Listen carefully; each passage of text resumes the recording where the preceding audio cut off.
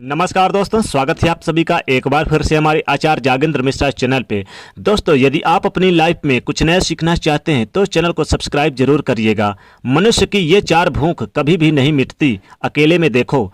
चाणक्य नीति चाणक्य द्वारा रचित एक नीति ग्रंथ है जिसमें जीवन को सुखमय और सफल बनाने के लिए उपयोगी सुझाव दिए गए हैं। इस ग्रंथ का मुख्य विषय मानव समाज को जीवन के हर एक पहलू की व्यवहारिक शिक्षा देना है। चाणक्य एक महान ज्ञानी थे जिन्होंने अपनी नीतियों की बदौलत चंद्रगुप्त मौर्य को राजा की गद्दी पर बिठा दिया था। जानिए चाणक्य की कुछ ऐसी महत्वपूर्ण नीतियां जो आपको जीवन के किसी न किसी मोड़ पर काम आ ही सकती है। मनुष्य की चार चीजों की भूख कभी नहीं मिटती: धन, जीवन, वासना और भोजन। इन सबके लिए मनुष्य हमेशा भूखा रहता है। भले उसे ये चीजें कितनी ही मात्रा में मिल जाए, लेकिन उसकी लालसा कभी समाप्त नहीं होती। जीवन के लंबे सफर में यह सोच के चले कि कभी आप पर बुरा समय आ सकता है, इसलिए इस समय के लिए थोड़ा बहुत धन अवश्य बचाकर रखना चाहिए। जब भी कभी इंसान पर बुरा समय आता है तो अपने भी पराये हो जाते हैं। यदि धन उसके पास हो तो समय का मुकाबला कर सकता है। बहुत भले बनकर जीवन व्यतीत नहीं किया जा सकता, क्योंकि भले और सीधे आदमी को हर कोई दबा देता है। उसकी शराफत और ईमानदारी को लोग पागलपन समझते हैं। जैसे जंगल में सीधे पेड़ों को ही पहले काटा जाता है और टेढ़े मेढ़े पेड़ यूं ही खड़े रहते हैं। इसलिए आप इतने सीधे भी मत बनिए कि लोग आपको लूटकर ही खा जाएं। उल्लू दिन में देख नहीं सकता, इसमें भला सूर का क्या दोष हो सकता है। करेले के पेड़ पर पत्ते नहीं आते और ना ही फूल खिलते, इसमें बसंत ऋतु का क्या दोष हो सकता है। चातक के मुंह में वर्षा की एक बूंद नहीं गिरती, इसमें भला बादल का क्या दोष हो सकता है। यूं समझ लो कि यह सब कुछ विधाता की देन है। ईश्वर महान है, सर्वशक्तिमान है। इस संसार की सारी बागडोर ईश्वर के हाथ में है। ईश्वर ही राजा को दास और दास को राजा बना देता है। ईश्वर की गरीबी को अमीर और अमीर को गरीबी बना देता है।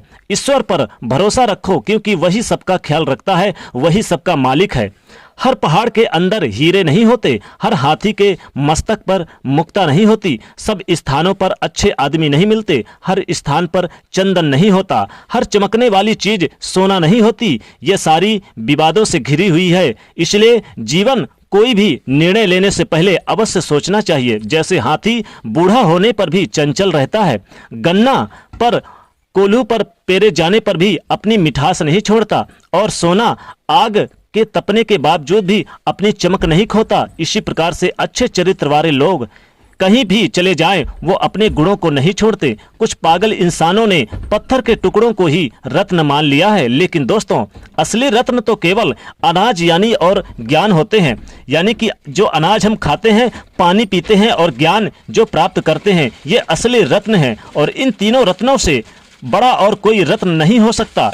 पाप और पुण्य में क्या अंतर? मेरे शत्रु कौन है और मित्र कौन है? मुझे किस कार्य में लाभ हो सकता है तथा किस में हानि हो सकती है? ये सोचकर मनुष्य को अपने जीवन का हर कदम यानी उठाना चाहिए। कठिन काम पड़ने पर सेवक की, संकट के समय भाई बंधु की, आपत्ति काल में मित्र की तथा धन का नाश होने पर अपनी पत्नी की परीक्षा होती है। शेर से 1, बकुले से 4, कौवे से 5, कुत्ते से 6 और बाघ से 3 गुण मनुष्य को सीखना चाहिए। काम भले ही थोड़ा करो, परंतु मन लगाकर करना चाहिए। इंसान को ये शेर सीखना चाहिए। समय के अनुसार अपनी शक्ति से काम करने का गुण बकुले से सीखना चाहिए। ठीक समय से जागना, सोना, लड़ना और झपट कर भोजन करना, ये गुण मुर्गी से सीखना चाहिए। समय समय पर संघर्ष करना, चौकन्ना रहना, दूसरों पर विश्वास न करना, ये गुण कौवे से सीखना चाहिए। बहुत भूख से भी संतुष्ट रहकर गहरी नींद में सोए हुए जागते रहना, मालिक की वफादारी करना, ये गुण मनुष्य को कुत्ते से सीखना चाहिए। यदि धन का नाश हो जाए, मन की शांति भंग हो जाए, तो इन सब बातों को बुद्धिमान लोग दूसरों को नहीं बताते। जो व्यक्ति दूसरों को बताने की भूल करता है, लोग उसको या उसकी मजाक ही बनाते हैं। अपने हाथों से किया हुआ काम सबसे श्रेष्ठ होता है। इसलिए मनुष्य को अपना हर कोई कार्य अपने हाथों से ही करना चाहिए। अंधाधुंध खर्चा करने वाला तथा जो अपनी आमदनी से अधिक खर्चा करता है और दूसरों से झगड़ा करता है, ऐसे लोग कभी सुखी नहीं रह सकते। जैसे धरती खोदने से उसमें पानी निकलता है, वैसे ही गुरु की सेवा करने से विद्या प्राप्त होती है। ये बात सदा याद रखें कि गुरु की सेवा के बिना इंसान कभी अच्छी शिक्षा प्राप्त नहीं कर सकता। जो नारी अपने पति का कहना नहीं मानती और व्रत रखती है, ऐसी नारी अपने पति की आयु कम करती है। ऐसी नारियों को यह सोचना चाहिए कि पति के आज्ञाओं के बिना चलना उनके लिए कभी भी लाभदायक सिद्ध नहीं हो सकता। उनके लिए स्वर्ग की प्राप्ति केवल पति की सेवा ही संभव है। जीवन का अर्थ यही है कि इसे सदा अच्छे कामों पर लगा दिया जाए।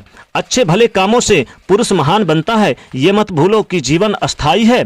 इसलिए जीवन के हर पल का उपयोग किसी अच्छे कार्य के लिए किया जाना चाहिए। जब तक जीवन है तब तक जीवन के हर चीज में आनंद है, किंतु जैसे ही मृत्यु आकर जीवन का अंत कर देती है, इसके साथ ही चीजों का भी अंत हो जाता है। पुरुष आदिकाल से ही चंचल है। इस संसार में भगवान को छोड़कर हर चीज अस्थायी है। लक्ष्मी तो रमणी है, सदा नृत्य करती हैं। ये धन, रिश्ते, नाते, घर द्वार सब स्थायी हैं। इनमें से कोई किसी का साथ नहीं देता। और दोस्तों, केवल धर्म ही है जो अटल सत्य है। ये ज्ञान का भंडार है। दूसरों को भला चाहने वालों ही आत्मिक शांति प्राप्त कर सकता है। जो दूसरों की भलाई करता है वही इस संसार में आत्मिक शांति प्राप्त कर सकता है।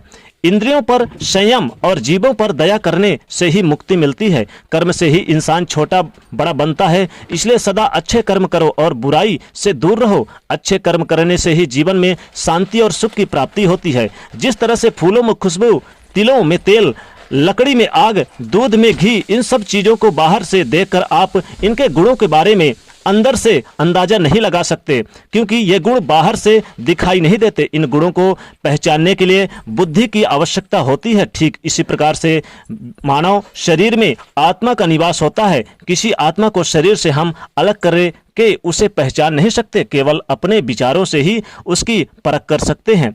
देवता मिट्टी की मूर्तियों अथवा मंदिरों में विद्यमान नहीं है। देवता तो केवल हमारी आत्मा और हमारी भावनाओं में बसे हैं। जैसे आपकी भावनाएं होगी वैसा ही देवता का रूप होगा और वैसे ही आपको आशीर्वाद देंगे। भावनाओं का मनुष्य के जीवन पर हर पहलू पर प्रभाव पड़ता है। जैसे किसी मनुष्य की भावना होगी वैसे ही फल मिलेगा। इसलिए अच्छा फल पाने के लिए अपनी भावनाओं को शुद्ध रखें।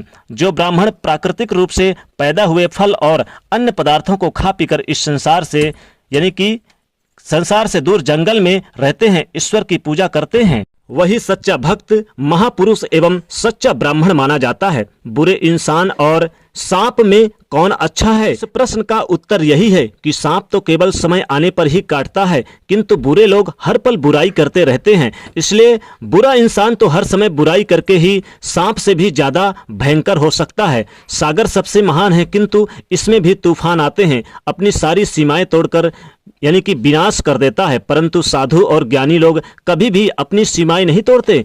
कोई मनुष्य भले ही कितना सुंदर हो तथा उसका जन्म भले ही कितने बड़े घराने में क्यों ना हुआ हो, परंतु वह पढ़ा लिखा नहीं है तो उसकी हालत उस फूल जैसी होती है जो दिखने में तो सुंदर है परंतु सुगंधित नहीं है, यानी सुगंध से वंचित है।